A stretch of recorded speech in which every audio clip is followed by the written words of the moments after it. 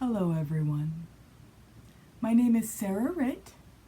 I'm an artist and a tarot reader. And today, I'd like to talk to you all about the vehicles for change happening in your lives, in our lives, here and now. This has been such an intense year, and it's gone in so many different directions. And the more obvious directions it's gone in, it's easy to call those destructive, cause for despair, alarm, panic, anxiety, all that fun stuff. But within all of that, what I'd like to look at today are the ways in which this year has been a catalyst for change, and good change, growth, personal development, new realizations about where we want to be in our lives. Even as for many of us, it's not with these current situations.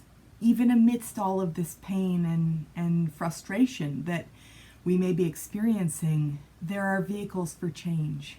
And so the way I want to explore this in today's reading is just by asking the question, as a collective, what are some of the vehicles for change that we're experiencing?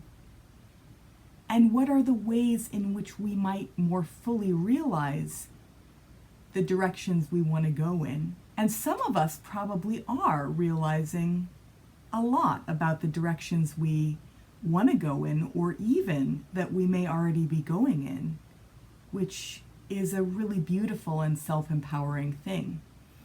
So I pulled many cards.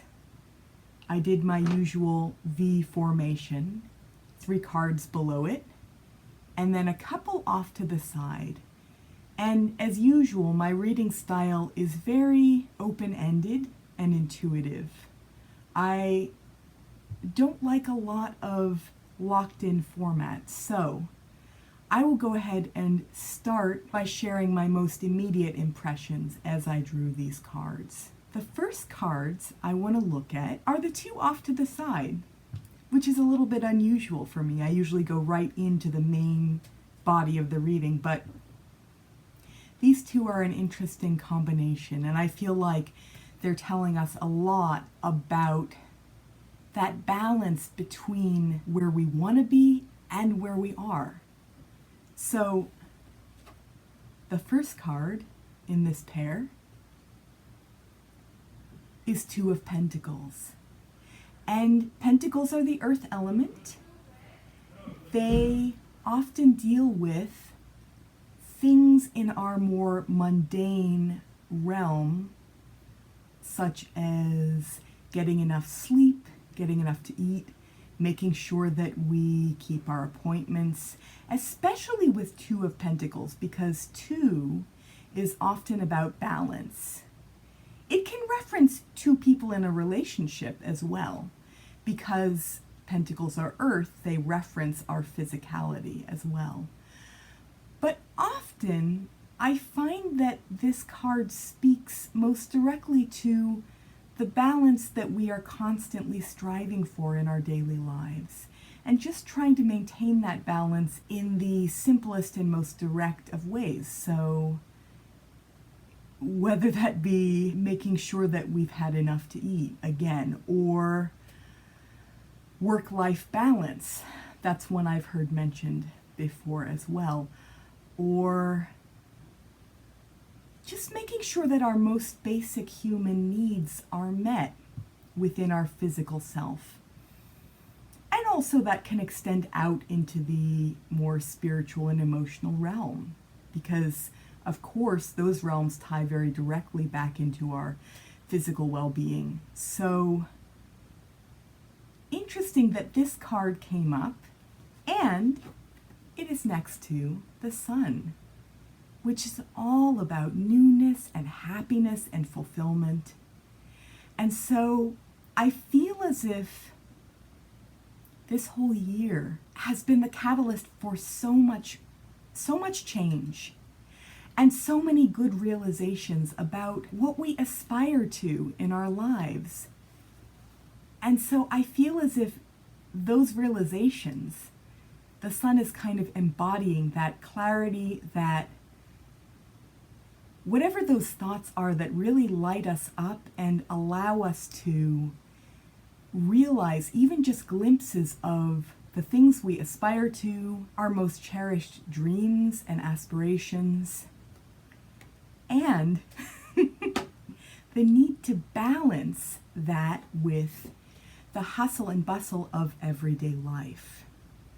So this is a really interesting juxtaposition, these two cards. It's almost as if we're having to balance our dreams with that day-to-day balance itself. So having to balance with balance, which is a really interesting concept as well. So next I'm going to focus on the main body of the reading. Here we have Nine of Cups, reversed. This card is called the Wish card. It speaks to any and all desire that we experience. And it can be unfulfilled desire. It can be desire that's in the process of being fulfilled. Here it's reversed. I feel like it's speaking to the potential to realize and fulfill our desires through these vehicles of change that we experience that may feel very unwanted, stressful, even painful. All of those experiences serve as catalysts for greater clarity about what it is we really do want. So this card is directly across from Justice, also reversed. Now, Justice is another really interesting card. As always, it's got multiple layers and multiple meanings. I feel as if the most readily accessible meaning for Justice, it goes back to having our needs met, feeling that sense of balance and freedom, and sometimes being justified. And more broadly and more expansively, it's about getting clarity and feeling in tune with ourselves and in tune with that feeling of having our needs met. That feeling that all is right with the world, all is right with my experience, all is in tune.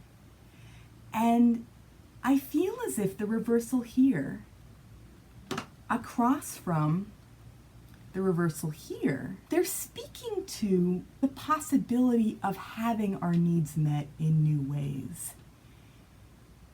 Even as we may be experiencing the injustice of a situation, all that this reversal entails, that feeling of being lost or thrown out of whack, there's still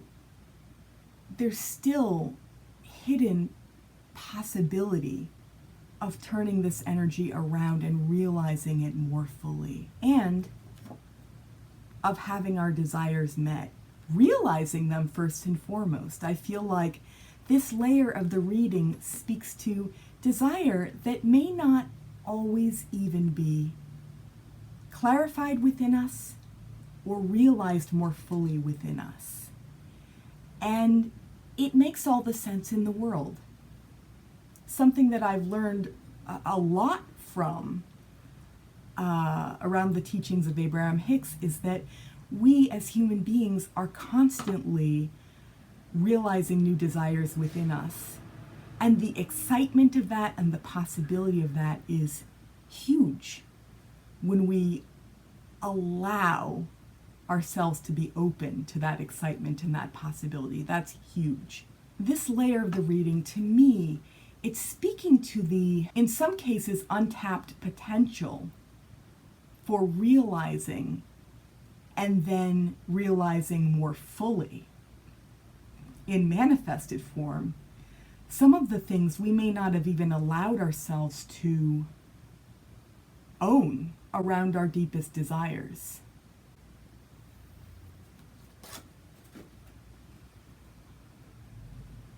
The next layer of the reading, we have Six of Pentacles, reversed, across from Temperance. And again, Six of Pentacles, here we have Earth. And the Earth element, especially within the context of this reading, I feel like it's speaking to that need to have our most basic needs met. Pentacles, because they're Earth, they also speak to the physicality or the actuality, that may be a better way of putting it, of the resources we have. And so those resources can be as physical as money, clothing, food, or, and even with this earth element, they get into the more ethereal realm of energy and time. So this card has a kind of a pragmatic energy to it.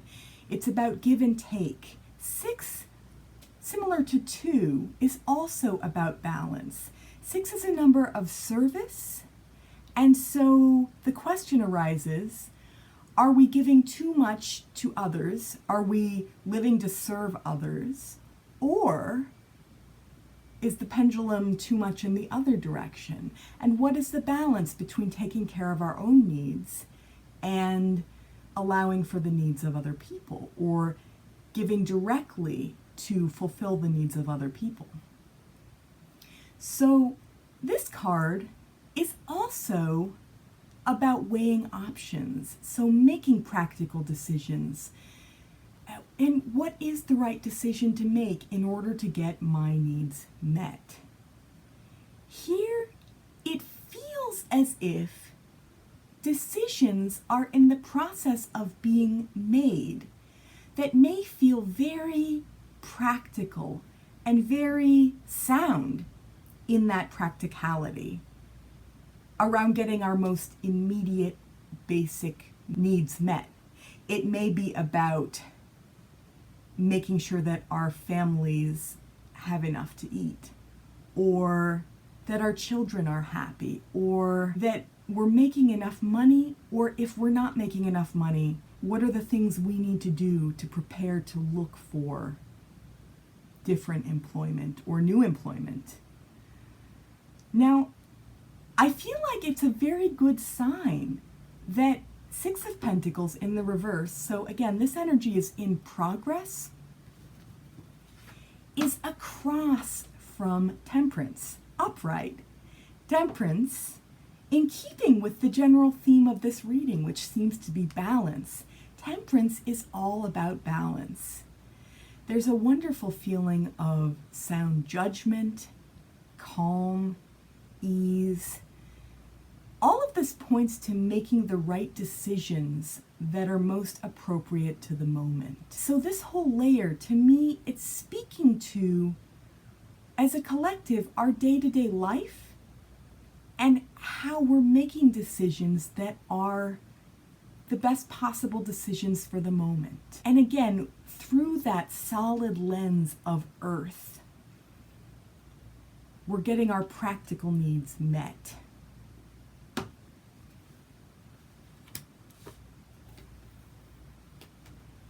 Right in the middle, we have some fire. Now, this card is often about taking a stand, and whether or not that takes a toll on you as an individual. I mean, this is a high adrenaline card, and because it's fire, it's right there in keeping with that aspect of fire that can be so passionate and confrontational and in your face. Now, here it's reversed. The other interesting thing about this card,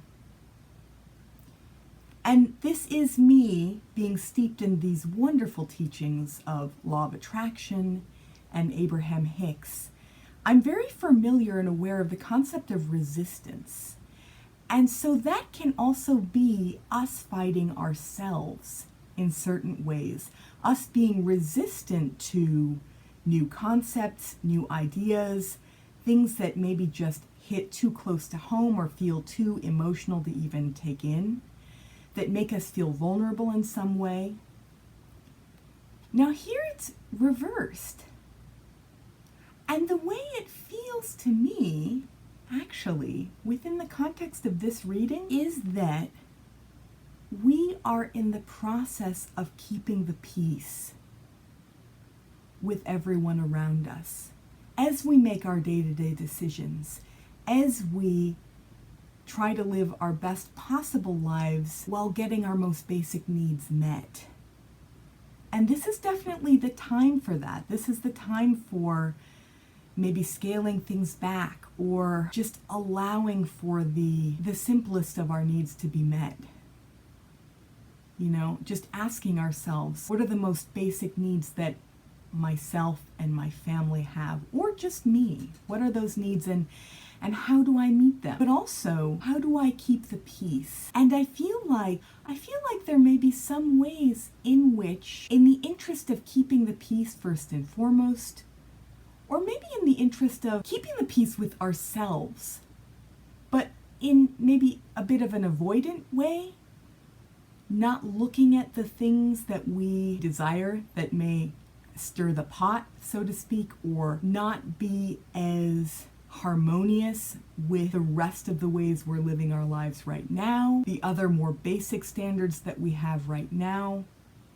I feel as if there's some unexplored territory in this card, and some ways in which it would be really good to take a deeper look at those desires that are also so important to A, have and acknowledge, and B, let in for our own well-being and our own deeper fulfillment. So interesting that this energy, it's kind of a hidden, covert, a bit of a sacrificing energy, I think, in some contexts, for people living with other people, for people feeling that need to pick your battles, choose your battles, I should say, or just not acknowledge other things that are going on, other needs that maybe don't feel as practical or as grounded. May even be the need to assert yourself in some way that feels either inappropriate to the situation or out of character, out of tune with everything else that's going on. So yeah, food for thought. And again, right in the center of this V shape that is the body of the reading.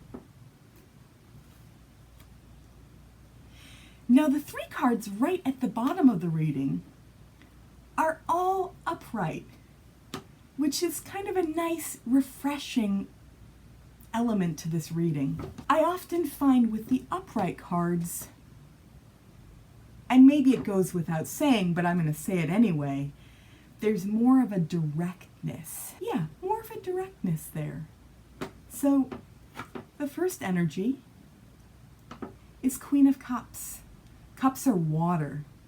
Water gets into all of that lovely, intuitive, and psychic knowing, the emotional undercurrent of things. Queen of Cups speaks to our psychic and emotional awareness. And within the context of this reading, I feel as if she is speaking to those other needs that run parallel to what we have been taking care of, but that maybe go deeper or just branch off into their own direction. And these can be needs, they most definitely are needs, that speak more directly to our emotional fulfillment, our need to connect in more intimate ways with our loved ones, our need to speak different truths that get to the heart of things in a way that maybe no other energy can. Water most certainly gets to the heart of our emotional and psychic energies. So I feel as if this energy is speaking to the heart of who we really are on the psychic plane, our emotional sensitivities, and our needs to have those acknowledged, if only within ourselves, and also our ability to acknowledge who we really are on that level. Now she is right next to the Emperor, which is an Aries card. Emperor goes right back to fire. The cool thing about the Emperor is that he very much has his own structure, his own authority, his own way of living and being that's very solid and that works very well for him. Now, on the face of it, these are very opposite energies. Fire and water. Water being the more yin to the yang of the fire. But the way this feels to me is that by knowing what we know on that deep, watery, emotional, psychic level, we may then be able to take charge of our lives in new ways and move in new directions, which is at the heart of Knight of Wands. More fire. The beautiful thing about fire, to me, is that it embodies newness, adventure, kind of a sense of wonder and passion. And because knights speak very directly to motion, I often think of the Knight of Wands as actively moving in a new direction. And so these two make a very powerful pair. You know?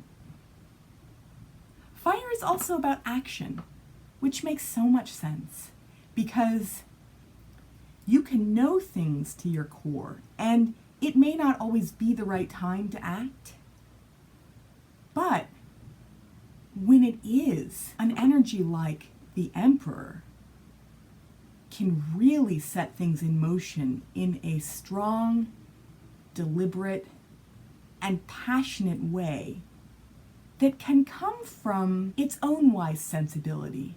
I mean, the Emperor has lived. He's an older individual, and so even as Aries is a younger energy within the zodiac, it comes first. The Emperor also speaks to both the fieriness and the decisiveness of a ruler and the wisdom and the experience of a ruler as well.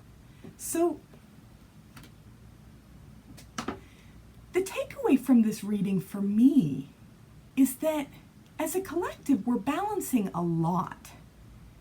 And a lot of that speaks to daily concerns. A lot of that speaks to, again, having to meet our most basic needs. And the energy I'm getting that accompanies that I'm picking up on is not just our needs, but the needs of those around us, the needs of our families, our loved ones, our partners.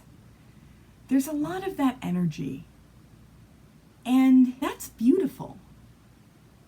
To be able to have those relationships in our lives and to be able to reach out to those people and connect, even in the most basic of ways, sharing a meal together, lying down together, staying organized together.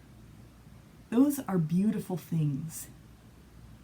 But also, it's so important not to lose sight of some of those deeper desires that are deeply personal, deeply individual, and unique to who we are. And not to lose sight of the possibility of realizing new desires that may in some cases connect to the old ones. And realizing the possibility of those desires to manifest in really beautiful and exciting ways. Ways that may even be more harmonious to the situation at hand that feels like you can't rock the boat in some way.